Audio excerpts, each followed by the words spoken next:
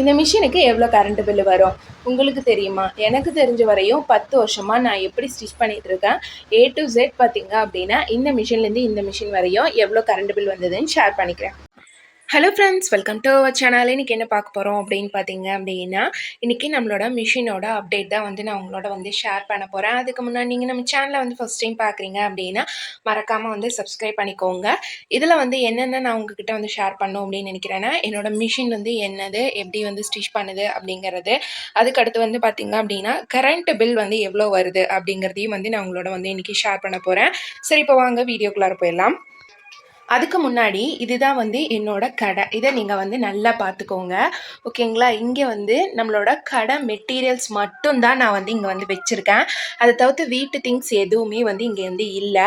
இதுக்குன்னு பார்த்தீங்க அப்படின்னா தனியாக சர்வீஸ் இருக்குது. இது வீட்டுக்குன்னு இருக்கிற சர்வீஸு, இது இதுக்குன்னு இருக்கிற சர்வீஸ். இது ஆரம்பத்தில் வீட்டு சர்வீஸாக தான் இருந்தது. இது அதுக்கப்புறம் தான் நான் இதை கடை சர்வீஸாக மாற்றுறேன். ஏன்னா நம்ம இதில் வீட்டு திங்ஸ் எதுவுமே யூஸ் பண்ண கிடையாது. அதனால இதை நம்ம கடை சர்வீஸை நம்ம மாற்றிட்டோம். நம்ம வெறும் கடை பொருட்கள் மட்டும் வச்சு ஸ்டிச் பண்ணும்போது கம்பல்சரி நம்ம மாற்றி தான் ஆகணும். அடுத்து பார்த்தீங்க அப்படின்னா நிறைய பேர்த்துக்கு நீங்கள் வீட்டில் ஸ்டிச் பண்ணுறீங்க அப்படின்னா வீட்டு பொருட்கள்லாம் இருக்குது அப்படிங்கிறப்ப நீங்கள் கடை சர்வீஸை தயவு செஞ்சு மாற்றிடாதீங்க. உங்களோட வீட்டு பொருட்கள்லாம் இருக்கும்போது நீங்கள் செப்பரேட்டாக அதுக்குன்னு ஒரு இடம் இருந்தது அப்படின்னா அப்போ நீங்கள் கடை சர்வீஸாக மாற்றிக்கலாம். எவ்வளோ நமக்கு பில்லு வரும் அப்படிங்கிறதையும் நான் உங்களுக்கு ஷேர் பண்ணுறேன். ஃபஸ்ட்டு பார்த்தீங்க அப்படின்னா இந்த மிஷினுக்கும் இருக்கிற நான் இதை சொல்லிடுறேன் என்னென்ன பிரச்சனை இருக்குது அப்படின்னு சொல்லி. ஃபஸ்ட்டு பார்த்தீங்க அப்படின்னா இந்த மிஷின் தான் நான் ஸ்டிச் பண்ணது. இது இமெயில் கம்பெனி. இந்த கம்பெனிலேருந்து பார்த்தீங்க அப்படின்னா கிட்டத்தட்ட இது எப்படி சொல்கிறது, ஒரு 2010 வாங்கினது இந்த மிஷின். எங்கள் வீட்டுக்காரு ரொம்ப ரொம்ப ஹெவியாக இருக்கும் இந்த மிஷின். அப்படியே நம்மளால் தூக்கவே முடியாது, ரொம்ப வெயிட்டாக இருக்கும்.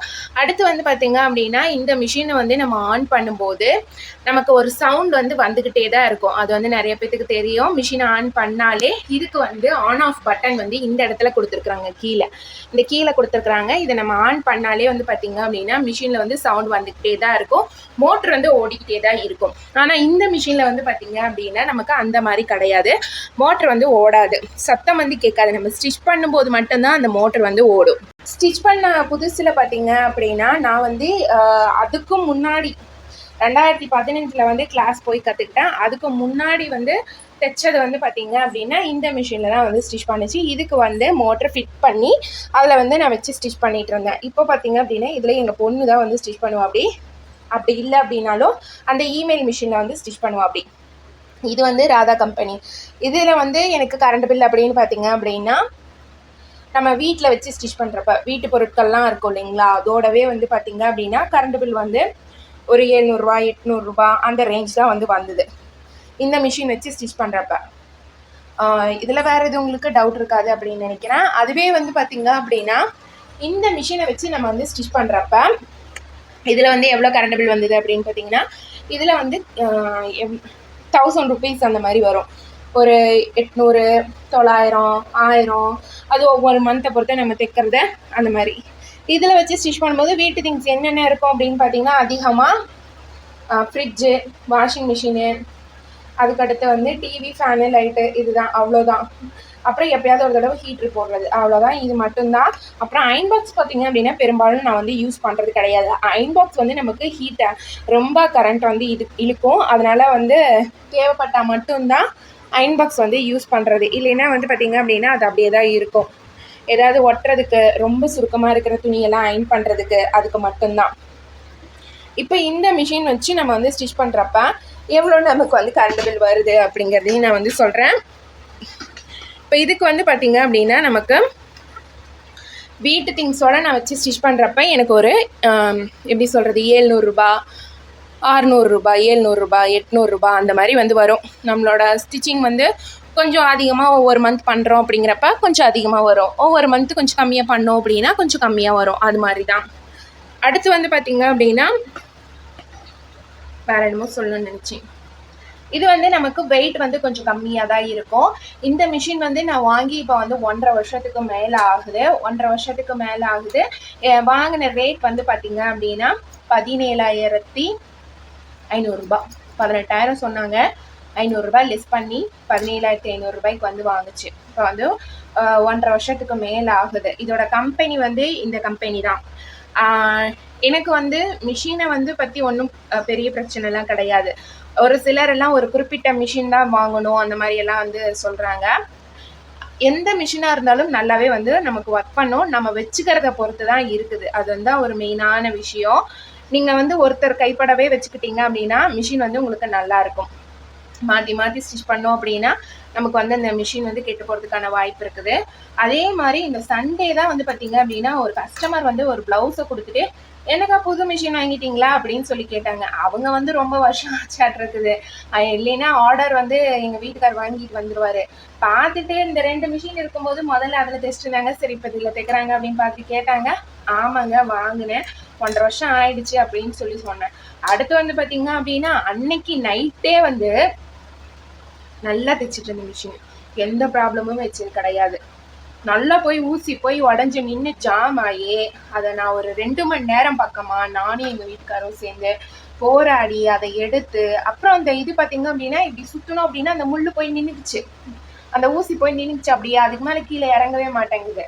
அது மாதிரி ஆகி அதுக்கு அடுத்து வந்து பார்த்தீங்க அப்படின்னா ரொம்ப போராட்டத்துக்கு அப்புறமேல் தான் அதை வந்து சரி பண்ணி இல்லைன்னா வந்து பார்த்தீங்க அப்படின்னா இங்கே மிஷின்லாம் சர்வீஸ் பண்ண யாரும் வரவே மாட்டாங்க வீட்டுக்கெல்லாம். நம்ம எடுத்துட்டு தான் கடைக்கு தான் போய் ஆகணும். மிஷினோட மண்டையை மட்டும் தனியாக எடுத்துட்டு சேலம் தான் கொண்டு போகணும். நமக்கு உடனே பண்ணி கொடுத்தா தான் ஆச்சு. லேட் ஆச்சு அப்படின்னா ரொம்ப கஷ்டம்தான். ஆர்டர்ஸ் நிறையா வச்சுருக்கும் போது நமக்கு அது ரொம்ப சிரமமாக இருக்கும். அதனால கைக்கு இன்னொரு மிஷின் இருந்தால் பரவாயில்லையே அப்படிங்கிறதுக்காக தான் இன்னொரு மிஷின் வந்து வாங்கினது. ஏன்னா அந்த மிஷினும் அந்த மாதிரி தான் ஆச்சு. இது மாதிரி கண் திருஷ்டி இருக்குது. நான் டெய்லிக்குமே வந்து மிஷினுக்கு வந்து சுற்றி போடுவேன். என் கடையில் பார்த்தீங்க அப்படின்னா எலுமிச்சம்பழம் அறுத்து வைப்பேன். அது முடியாத பட்சத்துக்கு செவ்வாய்க்கிழமை வெள்ளிக்கிழமையாவது வந்து அறுத்து வைக்கிறது. ஆனால் வந்து பார்த்தீங்க அப்படின்னா அன்றைக்கின்னு பார்த்து ரொம்ப இதாகிடுச்சு. அடுத்து வந்து பார்த்தீங்க அப்படின்னா இந்த மிஷினில் நமக்கு இந்த மாதிரி தான் இதோட மேல் பாட் வந்து கொடுத்துருப்பாங்க. சேம் எல்லா மிஷின்லையும் அப்படி தான் கொடுப்பாங்க.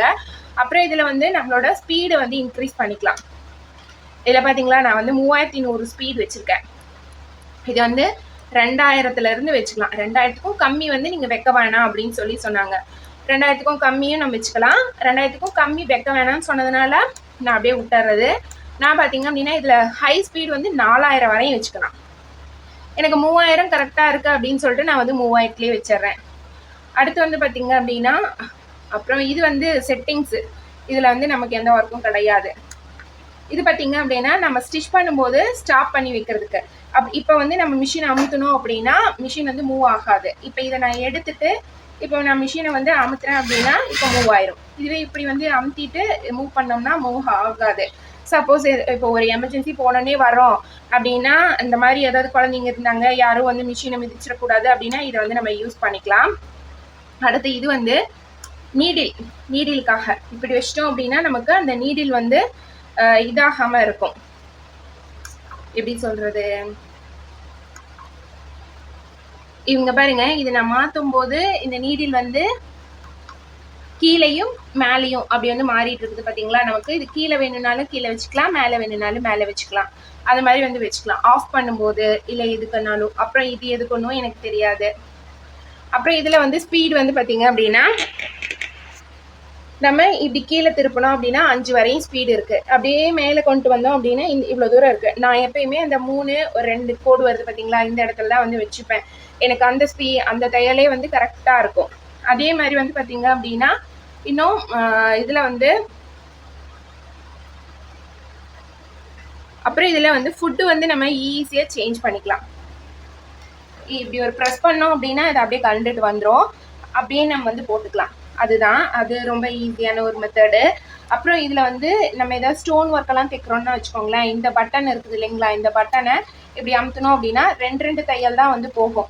ஏன்னா நம்ம வந்து பெடலில் மிதிக்கிறோம் அப்படிங்கிறப்ப ரொம்ப அதிகமாக மிதிச்சிருவோமோ அப்படின்னு நினச்சிங்க அப்படின்னா இப்படி வந்து இந்த 2 பட்டன் மட்டும் தான் போகும். இதை மட்டும் நம்ம ப்ரெஸ் பண்ணிக்கலாம். இந்த இடத்துல லைட் செட்டிங் கொடுத்துருக்காங்க. வேணும்னா ஆஃப் பண்ணிடலாம், வேணும்னா யூஸ் பண்ணிக்கலாம். எனக்கு வந்து கண்ணாடி போட்டும் கண்ணு தெரியல அப்படிங்கிறதுனால லைட் வந்து எப்பயுமே ஸ்டிச் பண்ணும்போது யூஸ் பண்ணிகிட்டே தான் இருக்கேன். மற்றபடி நான் இந்த மிஷினில் சொல்கிறதுக்கு வேறு எதுவும் இல்லை. கரண்ட் பில் பார்த்தீங்க அப்படின்னா கம்மியாக தான் வரும் உங்களுக்கு. இப்போ மொத்தமாகவே வந்து பார்த்திங்க அப்படின்னா கரண்ட் பில்லு ஒரு 700 800 அந்த ரேஞ்சுக்கு தான் வந்து வரும். அந்தளவுக்கு வந்து நம்ம ஸ்டிச் பண்ணுறதுனாலையும் வந்து வரும். இப்போ வந்து பார்த்திங்க அப்படின்னா அதாவது வீட்டு சர்வீஸோடு இருக்கும்போதும் 700 800 அந்த ரேஞ்ச் தான் வரும். கடை சர்வீஸாக மாற்றினதுக்கப்புறம் நமக்கு எப்படி வரும் அப்படின்னு பார்த்தீங்கன்னா, கடையில் வச்சு ஸ்டிச் பண்ணப்போ மினிமம் பில்லே வந்து நம்ம யூஸ் பண்ணாலும் பண்ணலனாலும் ஒரு கடை பூட்டியே இருந்தாலுமே வந்து பார்த்திங்கன்னா கடையோட மினிமம் பில்லு 400 வந்து வந்துடும். சரிங்களா? அதுக்கடுத்து தான் நம்ம யூஸ் பண்ணுறது. யூஸ் பண்ணாலும் பண்ணலனாலும் 400 வந்துடும்.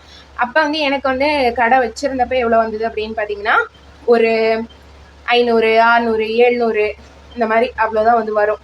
ஏன்னா அதை விட இது வந்து கொஞ்சம் கரண்ட் வந்து அதிகமாக வந்து போடுவாங்க இதுக்கு பில்லு கடை சர்வீஸ்க்காக.